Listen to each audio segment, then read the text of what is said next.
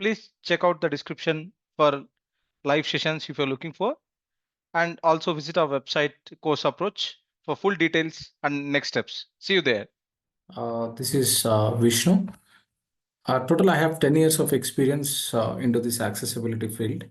So today I'm going to demonstrate what is accessibility testing and what is meant by accessibility. So how do we connect this into our real life? So what exactly we are going to test it, whether it is going to be manual or automation, what are the prerequisites? So all these things we're going to cover in this session. Let's see the agenda that I have planned. What is accessibility? And as followed by real life examples. How do you connect the dots and the types of disabilities that we have? And to test anything, we should have this accessibility principles, right? So that's why we have this accessibility principles as part of agenda. And we do have lots of compliance, laws and compliance in this accessibility testing. And also to test anything, there should be some guidelines, right? So in accessibility testing also, we have some guidelines called WCAG guidelines. WCAG stands for Web Content Accessibility Guidelines. And also we do have little manual testing tools and automation tools as well, and a couple of techniques that we have. So that we will see as part of this session. So let's move on. What is meant by accessibility? So as we all know that accessibility is a practice or a keyword. So where the things should work for everyone. So regardless of the disability. So disability, as we all know that it's a generic English word, so disability is nothing but where you are not able to do anything like as a normal human being. So that is called a disability. So when it comes to the web disability, web accessibility or into digital terms, so how do you connect these things? Is uh, designing your websites or an applications that can be used for everyone, including people with disabilities. So keep in mind that so when you talk about accessibility, it is not only meant for the people who are having some sort of disabilities. It is for everyone. So we will see how as a normal human being, so when we'll use such accessibility features. So all these things we'll be seeing in upcoming slides. So before to that, so just I would like to highlight this accessibility testing is a part of non-functional testing, which is a subset of usability testing.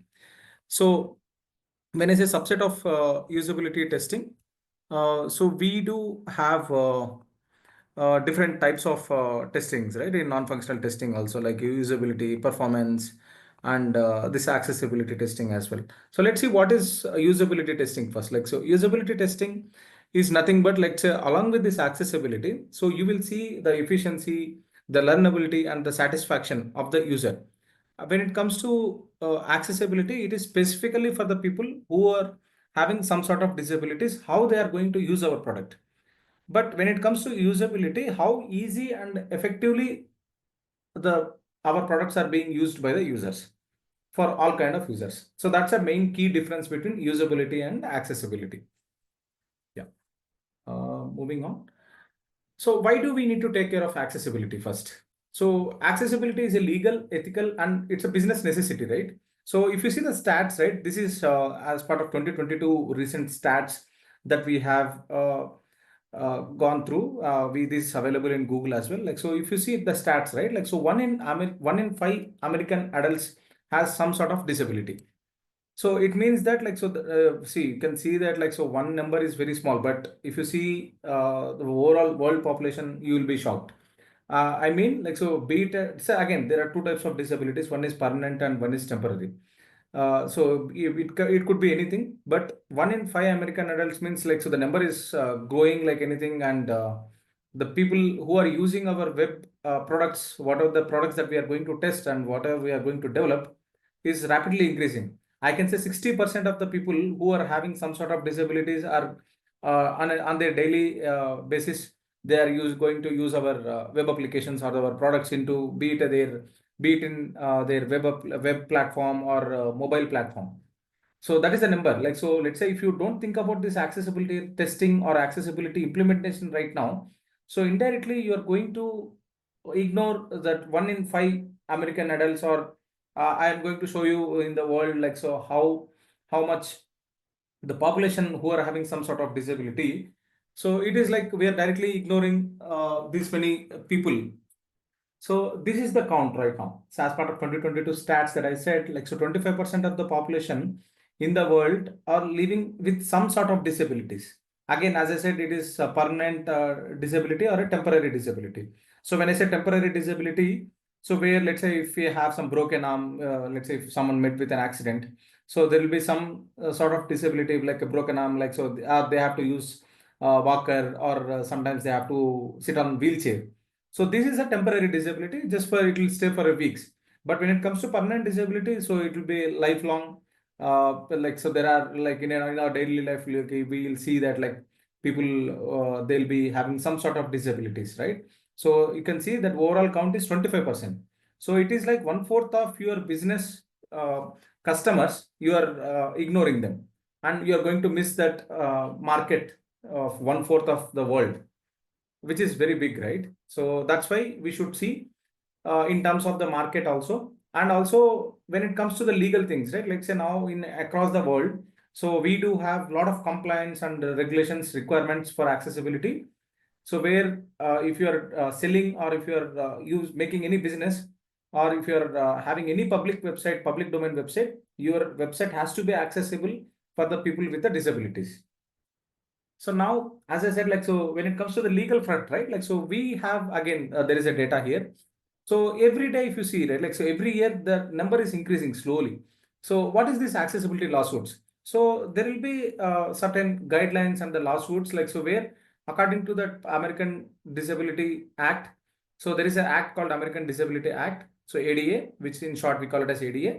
So according to that act, American Disability Act, like, so whatever the public domain websites or applications or mobile apps that you are developing, these things should be accessible for the people with all sort of disabilities.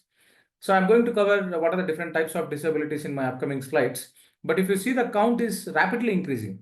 So which means the more people are using it, and the more lawsuits are coming in, meaning we are ignoring some accessibility in somewhere, right? And I can take one classic lawsuit that happened recently on Domino's. So one of the customer is ordering a pizza in their Domino's app, like, where he's a completely blind user, visual impaired user, like, so where he was not able to order a pizza there.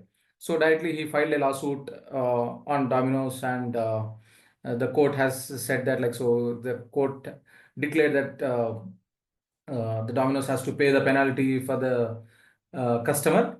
And also we have one more classic lawsuit that happened in 2020, I believe. It's on Target. It's an e-commerce platform, like, so where the blind customer was trying to order a vacuum cleaner in their web application. So where he couldn't able to find that product, like, so what is that exact product? Imagine, let's say, if you are blind and you are trying to access the application that you are daily using. For example, daily, I'm sure that you are going to use Facebook or Instagram or Google search.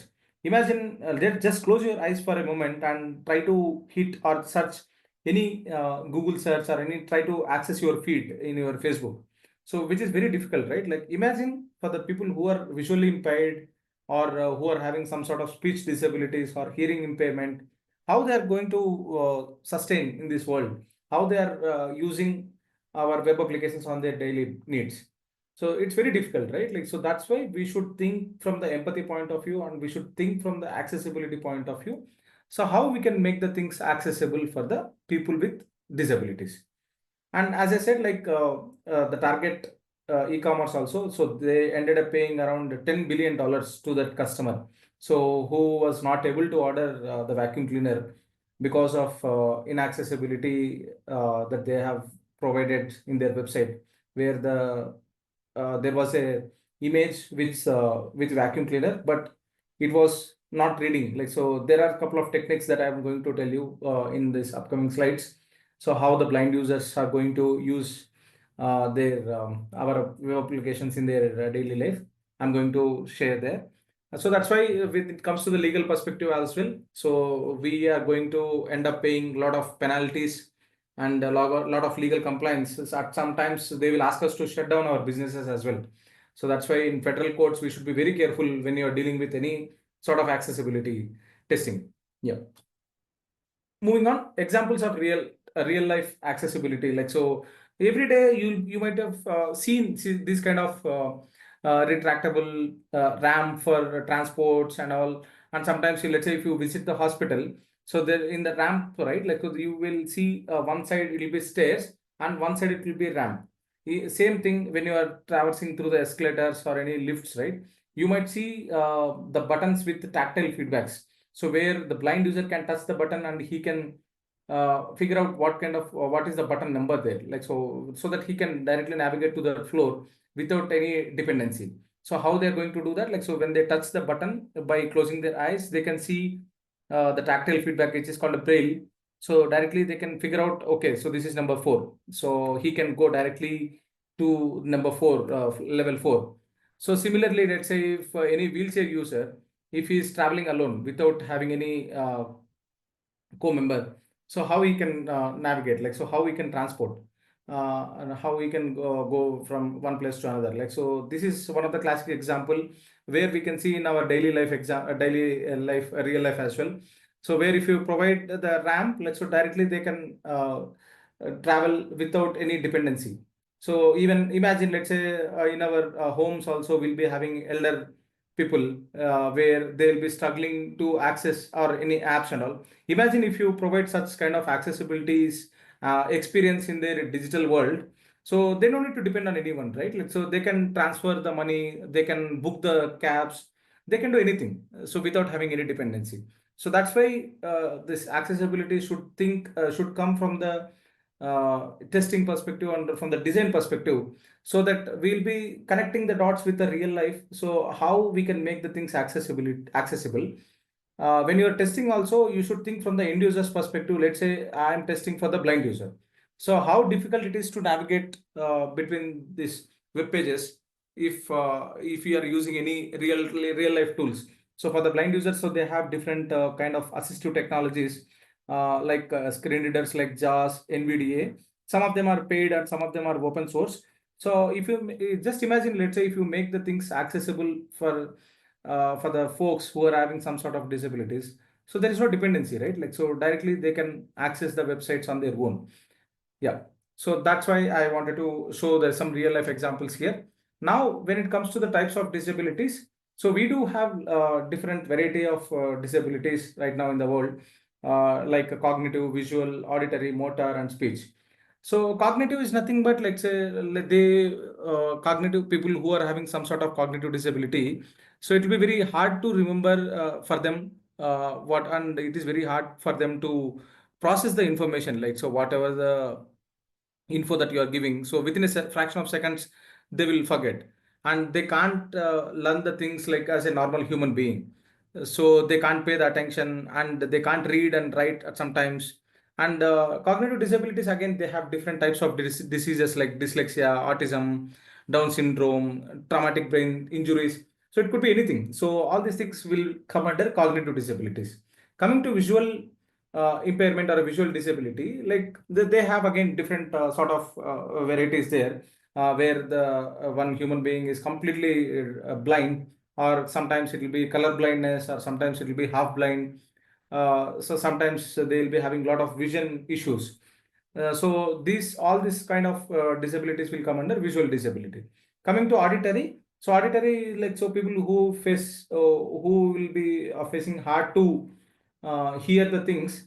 So they, for them it will be like they'll fall under auditory. Again, there are different types of levels there. So imagine, let's say if you're watching Netflix series and some important conversation that was going in a movie, and let's say some blind or a deaf person is sitting in front of that Netflix series. So how can he consume our content? So let's say you are testing or you are using Netflix. So did you get that doubt? Like, so how the deaf user can consume our content? So imagine, let's say there is some fight going on or some nice music it was playing in the background. So how the deaf user or impairment guy, like so who is hard to listen, who faces issues to listen these things, so how he will get the content?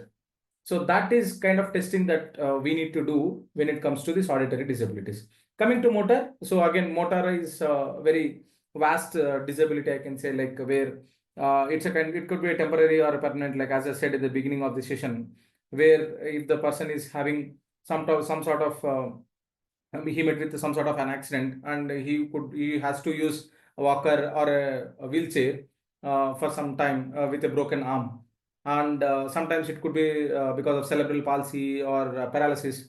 They have to use the wheelchair for lifetime. So how you can make the things accessible for such kind of motor disability people or users? Because let's say now we have a broken arm or a fracture that happened on the right hand, and there is no possibility that you can move your hand. So there is no only one hand now, left hand. So how you can use your mobile to order in Uber or a Swiggy with one hand? So all these things you have to keep in mind. Like, so when it comes to the disability, similarly with the speech, let's say if the dumb user is using our application, so how he can interact with our applications. So I'll take a pause here and I'll just give one real life example. So how many of we guys are using Siri or a Google Assistant in our daily life? So I can say that like on a daily basis, I'll be using at least minimum 5 to 10 times. So it is very easy for me. So though I don't have any need to use Siri, but it makes my process or my task very simple, easy. So let's say now I'm going to bed now around 9 o'clock. So tomorrow morning I have to wake up by 4 o'clock. So I need to open my app, clock app, and I need to go to the alarms and set the alarm for 5 a.m. So instead of that, just one button, or just you need to just voice out saying that, hey Siri, set my alarm at 5 o'clock a.m. So it's done. So it will be setting up your alarm on behalf of you. So such kind of features, like, so where you are using in your daily life, like, so without any need. And sometimes for the people who are having some sort of disabilities, it is their main task or a main app, so or a main feature they are going to use on their daily life. So that's why we should be knowing what are the types of disabilities when you are testing this accessibility. Now, as I said, moving on, principles of accessibility. So what are the different types of principles that we should keep in mind when you are testing accessibility? So there are total 4 types of principles. I'll go one by one. So the first one is perceivable. Perceivable is nothing but, let's say now, whatever the content that you are seeing, it should perceive to the content, means it should convey the meaning to the folks who are having some sort of disability, be it a visual disability or a cognitive. So they should be able to perceive your content. So let's say now you have some red color message in your red color font message in your web page, which is indicating some sort of danger. Let's say now if you have used only the red color content, like say now I have some color blindness. So where the red color I can see in a different color because of my color blindness issue. So in that case, I'm going to lose that information. And the similar way, let's say now I have some success transaction that is happened. So instead of having any icon or anything, just if I give any green color text, green color font, and I can't consume green color, so directly I'm going to lose that content, right? So that's why whatever the content that you are testing, so it should be, you should think in a perceivable principle, how you are going to perceive the content as an end user, how the end users are going to perceive your content, whether any color is used or any icons along with the color, they have used any icons to convey the information. So these things you should keep in mind when you are testing for perceivable. Similarly for operable. So operable is nothing but, as you see the icon, it is mainly talks about keyboard, keyboard testing. So let's say now if you are testing any application, so without using mouse, how can you traverse from top left to bottom right of your web application? Similarly, from top left to bottom right of your mobile app. So how you can do only with the keyboard. So when I say mobile app, like, so users, there are users where they will use mobile or a wide keyboard setup. So they will be keeping the mobile and they will be typing on the keyboard, because they can't use the touchpad because of their shaking hands and some sort of disabilities. So how they are going to traverse? So you might get doubt, like, so there will be some plain content, how the keyboard focus will go there. So this operable principle applies only for the interactive elements that are present on the page. So when I say interactive UI elements, for example, I can say the basic HTML components, button, link, radio button, drop down, navigation bar. So all these things, menu, all these things comes under interactive UI elements. So that's why, so when it comes to this accessibility testing, the basic HTML components is as a prerequisite, it is necessary. So we should know like so how this HTML components are being designed and what are the basic components that we have. So it is not like very hard to remember or hard to learn, because when you see, right, like so even if you go to any banking website or any other shopping websites, so you might interact with all these kind of elements in your daily life. Just it is because you don't know the names of it. That's the only key difference. Let's say in your if you take Google search, there will be one search box, and beside that there will be one button. So you know that like there is a search box, but beside that there is a button, but you don't know that that's a button. So that is a semantic name of that UI component. So that's the only prerequisite that we should have when you want to test when you want to do start your career with accessibility testing. So as I said, this operable principle applies to the keyboard testing alone. So all the keyboard navigation checkboxes, drop downs, radio buttons, all these things should be operable with keyboard alone. So we should not use mouse at any cost. So without using mouse, so how you can interact with your web page for the interactive elements. Moving on, understandable. So understandable, as you can see the brain icon. So mainly this understandable focuses on the cognitive disability.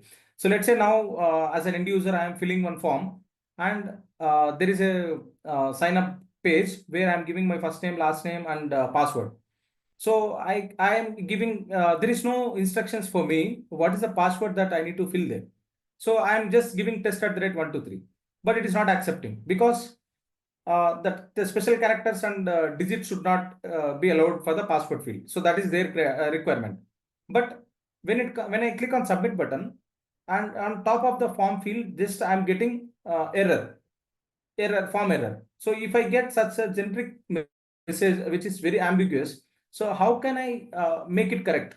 So that's why this understandable is very important. Like so, whenever you are giving any content or whenever you are giving any action to the user, like so, you should prevent the user to do the mistake there. Yeah. So that is the understandable principle talks about. So it is not about only the forms. So what are the content and what are the actions that users are performing? So it should be self-understandable without any dependency.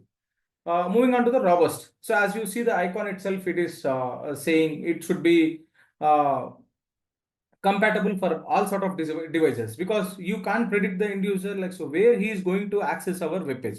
So let's say now I don't have any disability, so right now I am using mobile. So tomorrow I have broken arm, so I'll be sitting in a wheelchair and I'll be accessing my iPad with one hand. So and tomorrow I'll be sitting in a room and I'll be connecting to my projector, or to my desktop. So that's why it is very important that whatever the application that you are designing, it should be robust enough to support all the platforms and also the channels as well. When I say channels, it should support for Android, iOS, and with the different platforms.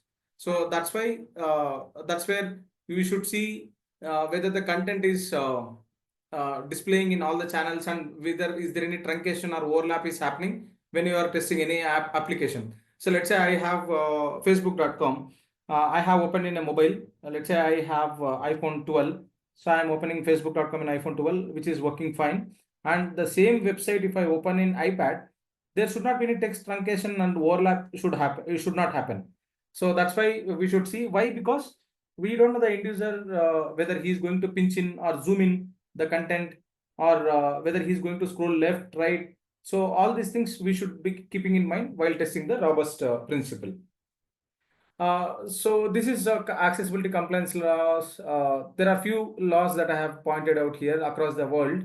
As you can see here, like so we do have AODA, ADA, and India also we have national policy for PWD. In China, there is a law of protection for PWD. So these are the basic rights and right. Like so, we should not think from the compliance perspective. As I can say, it's a basic need for every human, right? So when it comes to this accessibility, we should think in that perspective. But again, when it comes to the compliance as well, like sometimes it is very easy for us to ignore this accessibility, but when it comes to this laws, compliance laws, it is very strict and we will end up paying a lot of penalties here. So for example, if you take ADA or US section 508, so whenever you are dealing with any US products or any applications, we should be very careful with these two compliance laws.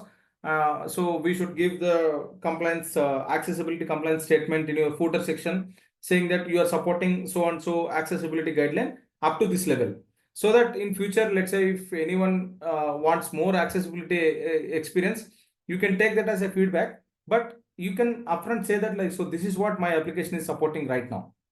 And there will be a lot of conformance reports and VPAT also, voluntary product assessment template. So that we are going to cover soon.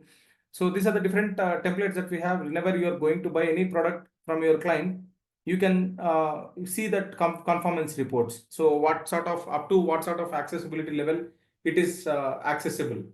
So like that, like so we have different accessibility compliance laws. So whatever the projects that you are going to work on, for which country you are going to support, like so like that we have to go through that.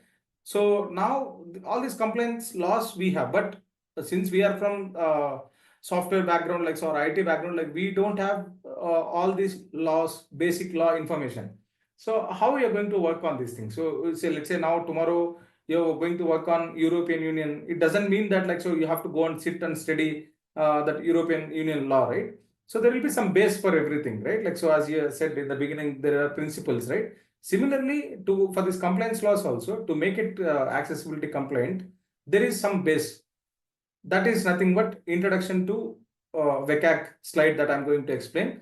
So the base that I was talking about when it comes to this compliance law is WCAG. WCAG stands for Web Content Accessibility Guidelines. So this is derived by W3. So W3 stands for World Wide Web Consortium. So it is the board like so where they have introduced the HTML, CSS, everything. But along with that, like so they have introduced this web content accessibility guidelines. So there for everything there should be some guidelines, right? Because otherwise everyone will follow their own guidelines and they will end up having the chaos there.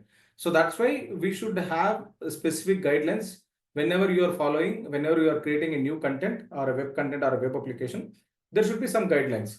So as I said, like so the guidelines, techniques, and the related documents total, including everything, it has around 150 pages. But don't be panicked. Like so, we don't need to go through this 150 pages to start with. I am going to cover in a different conformance levels. We do have level A, AA, AAA in upcoming sessions. So this is an overview. So to test any such compliance laws, let's say now tomorrow you're going to work on European client and next day China, next Singapore. So for anything, WCAG is the base. Web Content Accessibility Guidelines is the base, which is derived by W3. So if you know or if you are well versed with these W3 guidelines, WCAG guidelines, then you can work on any country across the world. You can work on accessibility testing for any country. Now let's see this accessibility tools and methods. So far we have seen the theoretical part. So what is this mean? What is meant by accessibility? The real life examples, why we should take care of this accessibility and the importance, how it differs from usability and accessibility. So now we will see the actual types of tools and the methods that we have to test this accessibility. So these are the just like I wanted to give the glimpse of different tools that we have, but in a broader way, I can segregate into three things here when it comes to this accessibility testing. There are three ways. One is manual testing. Another one is using automated tools. The other one is, which is important, we should have the user testing. So real end user testing. So let's say now you have one new tool that you are introducing or you are developing into the market. So it is advised to get it tested by the end user as a end user testing at the end who is having some sort of disability. So there are some agencies where you can conduct the end users research testing by the end user directly, so that you will get the real time feedback at the end. But before to that, as a testing team or a testing QA, like so, what is the basic things that you need to keep in mind? So when I say manual testing, so we do have a lot of checks that we should see, as I said, like in perceivable and operable principle, right? So whenever you are doing anything, let's say now you will hit one web page in your Google Chrome and you will be opening directly one web page, and you will be traversing or navigating between the web page, between the UI components using the keyboard alone. So that, and you will be seeing, let's say if your focus navigates to the button and if you hit enter or spacebar, whether it is operable or not, whether it is triggering or not. And similarly for the checkbox, let's say if you press spacebar, whether the checkbox is getting ticked or not. So all these things you will do as part of manual testing. And similar way, let's say you have the form fields and whether you will see whether is there any color that is being used and which only the color is conveying the information or any other checkpoints or icons that are being used. So all these things you will cover under uh, manual testing. So and one more thing, focus order. So focus order is nothing but, let's say now, as I said, like you are traversing from top left to bottom right. So in between your focus, your keyboard focus. When I say keyboard focus, you should use tab and shift tab key to navigate between back and forth of your web page elements, UI elements. So whenever you are doing that, you should see the order. Let's say now you have the navigation menu A, B, C. So let's say now from A, if you press tab key, it should go to B. It should not go to C and it should not come back to B. Meaning that focus is not matching with the visual order. So these kind of guidelines will be there as part of web content accessibility guidelines. And we should keep in mind whenever you are doing such testing. And also now coming to the automated testing tools that we have Axe DevTools, which is a very popular tool by DQ University. And we have one more tool called Wave Tool. All these are Chrome extensions. And we do have web accessibility toolbar, Lighthouse tool, and we do have IBM equal accessibility checker. So these are the different types of automated tools. We can use any one tool and all the tools will pretty much work the same. So just it's a Chrome or a Firefox plugins. So just you need to download it and whenever you open any and when I say automated, don't get confused. Like, so there is no prerequisite of any such coding language required to do this accessibility testing. It is just a automated tool. Let's say now, as I said, like, so all these 150 pages, whatever we have seen so far, or this 150 pages, these guidelines are being converted into one of the APIs in the backend, and they have been fed into these tools. So that's why I'm saying these are automated tools. So imagine, let's say now you have one Google website or Facebook, and whenever you are opening in a browser, and if you are running this Axe DevTools in that particular website, so it will scan the entire page with respect to that 150 guidelines, and it will give you the report. So you may get doubt like, okay, there is a automated tool which scans for this 150 pages or guidelines. So why we need to again do the manual testing? So there is a chance or there is a probability, and it's proven also. So whenever you are using any automation tool with respect to accessibility, only 40% of the issues can be covered. So remaining 60% needs human intervention there. So that's why I said, like, so manual testing, the phases of this accessibility testing is, first you should go for the manual testing and then accessibility automation testing using automation plugins. Then the last one is user research testing. So that is about automation tools. And next one is color contrast analyzer tools that we have. So when it comes to color contrast, so just I wanted to touch base on this color contrast analyzer tool. It is a desktop Windows application tool. So where, let's say now you will open one of the banking website, and as part of my color blindness issues or anything, so I was not able to get this text. So because it is very, though it is a very bold text for me, but people who are having some sort of color blindness, right? So they can't able to read this content. So people who are having some sort of seizures or any some sort of disability, right? So for them, it is very hard to read the text. So that's why you should be very careful whenever you are dealing with this color contrast. You should cross check the foreground color and the background color, what they are exactly using. And there is a minimum requirement as part of web content accessibility guideline people should use. That is 4.5:1, and there are different contrast ratios that we have. The tool will give you the ratio between foreground and background of the web page or a particular text. So this is again one of the manual testing that is required. So even it is covered as part of Axe DevTools also. But again, so as I said, like, so only 40% of the issues can be caught using automation tool. Remaining 60% needs to be done by manual.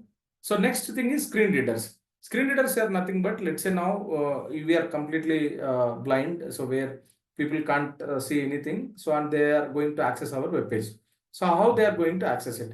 So for example, now you can see the tools. So with our naked eye, we can see it is a tools heading, which is very bold and big. But imagine if you close your eyes, how can you consume that content? Tools means it's a generic word, but how can you consume that? There is a property, right? Like, so there is a heading, it's a bold text, and this is the title of this slide. So how this blind user is going to get the content? They are going to get this content with the help of these assistive technologies, NVDA, JAWS, voiceover, and talkback.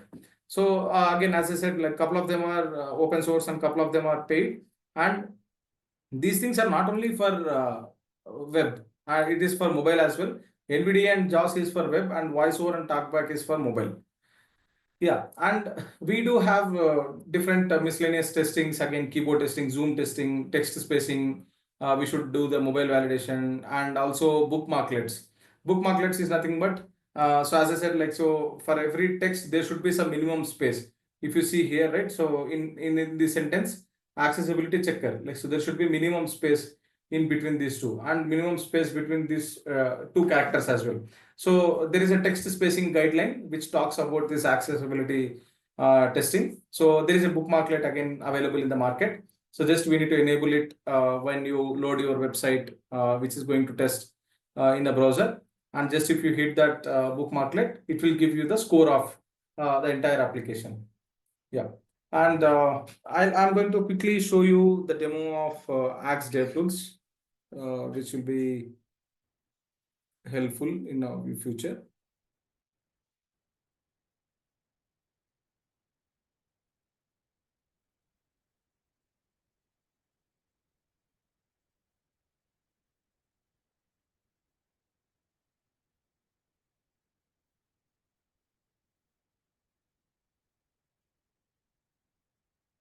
Let me quickly get that screen.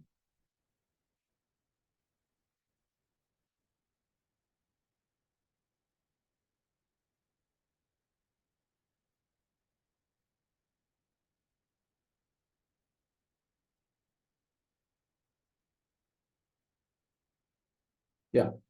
So this is my website that which I wanted to test it as part of my accessibility testing. So as I said, like, so how we are going to test, how we are going to scan with respect to accessibility violations.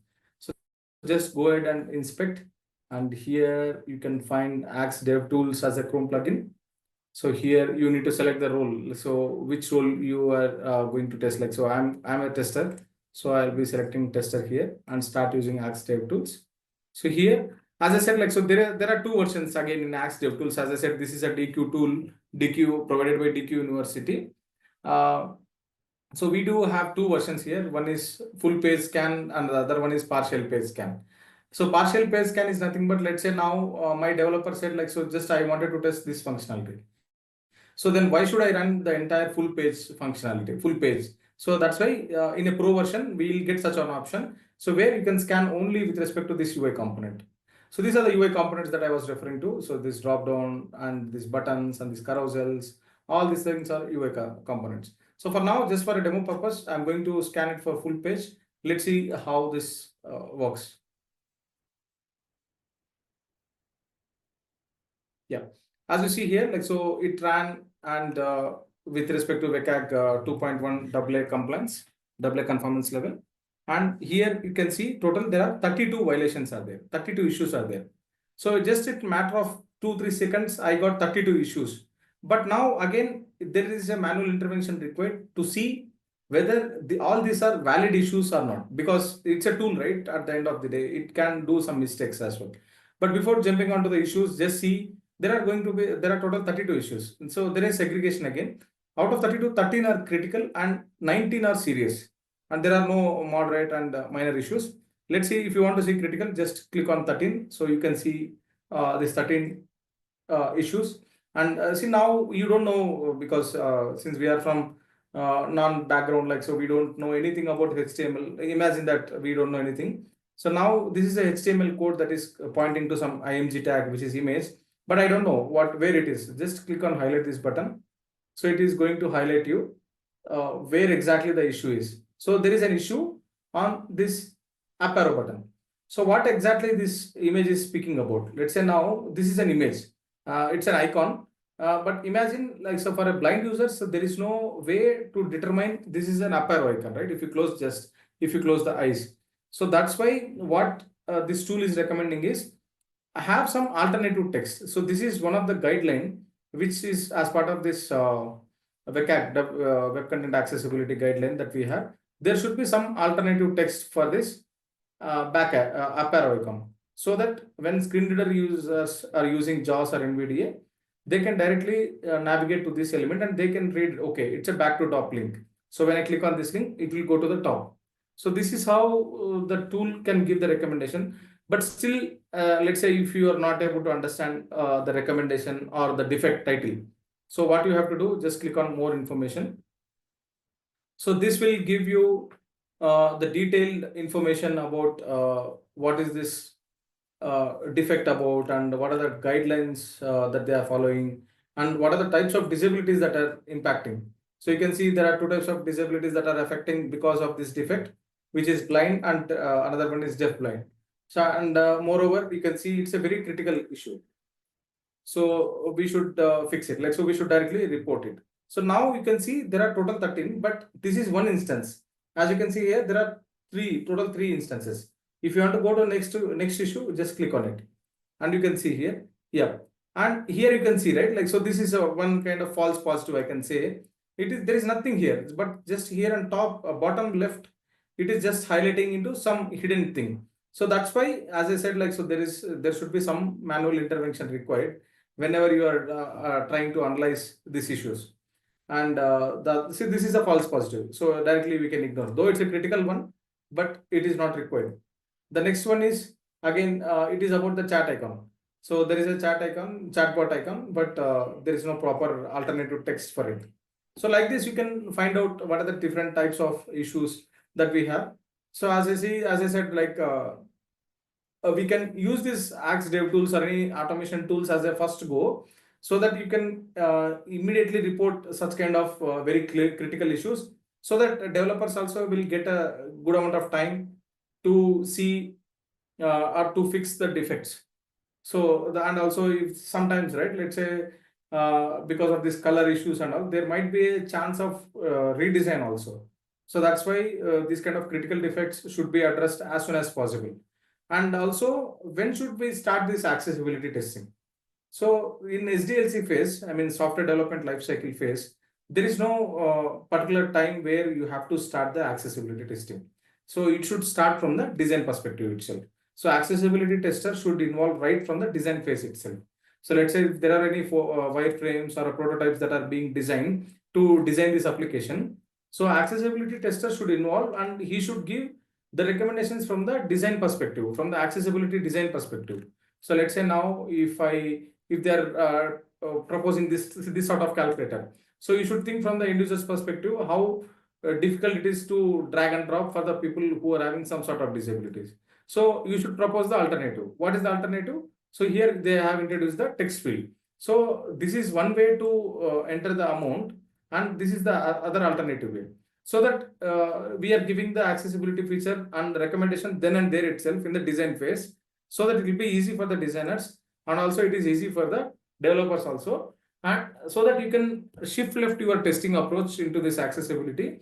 And also the minimum amount of defects you can reduce in when it comes to real testing. And also now, for example, just I would like to give one more last example for the day. So there are 4 tabs here, you can see. So how you can see that there is a difference? So there is a visual difference if you closely observe between selected and non-selected tab. There is a line under that, and there is a color change. So how the end user, let's say now I am the blind user or a color blind user, how I'll get to know whether there is a line and there is a color change between these two? So I can't differentiate, right? So that's why we should have something with respect to accessibility. So there is an advanced accessibility concept called ARIA, accessibility rich internet application. So we should be thinking in that perspective also whenever you are dealing with the accessibility.